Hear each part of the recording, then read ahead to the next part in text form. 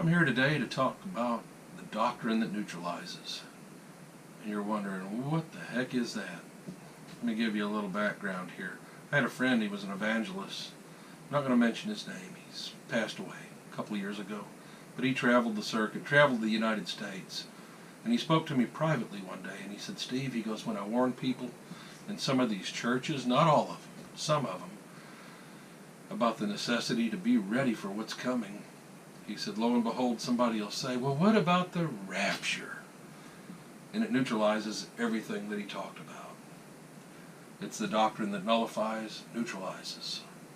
So when we talk about the mark of the beast, the Antichrist, the nuclear war that's coming, that's going to set in motion the apocalypse, Mystery Babylon, all these things, a bunch of you people, you say, well, I don't have to worry, I'm going up in the rapture bus. And you know what? You've believed a lie. It's the doctrine that neutralizes. Study the Word of God for yourself. Oh, I have, and I've read Pastor so-and-so's book, and study the Word of God yourself. That's what I urge you to do. I did. I read all the books, and some people say, well, you know, you just don't understand the doctrine. I understand it at every point because that's what I was taught. And this is an observation that I've made. All the people that I know that have opened their spiritual eyes, when they leave that doctrine, they say, you know what, I realize that's a false doctrine. They never go back. And I urge you to do the same thing. Study the Word of God. Read it for yourself. Because some of these people, they're teaching contradictory doctrine. And as I said, I can refute this at every point, at its strongest point. It's a doctrine that neutralizes. And this friend of mine, before he passed, he said, Steve, he said, I'm just so grieved.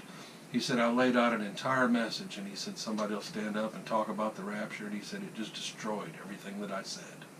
So, let me tell you, our enemy's clever. Satan is a very clever adversary.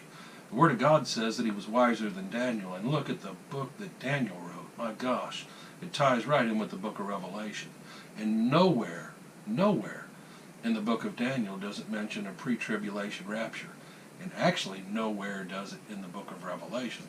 Well, the church isn't mentioned after chapter 4. Well, let me ask you this, those of you listening to me right now. Go to Revelation 1, chapter 1, verse 20, when it talks about the mystery of the 7 stars and the 7 candlesticks. Candlesticks represent churches. Go to Revelation chapter 11 now, and look, when it describes the 2 witnesses, it says these are the 2 olive trees and the 2 candlesticks standing before the God of the earth. And it's not Elijah and Enoch, or Elijah and Moses, or any paired combination of the 3. What it is 2 factions, the Messianic Christian and the Gentile Christians, were grafted into the same olive tree. Romans 11 proves that, it validates that. So the church is here, because the candlesticks are mentioned in that chapter. So there again, don't believe in a doctrine that neutralizes, because your eternal destiny, the safety of your family, and yourself could be in jeopardy. God bless you, and thanks for listening.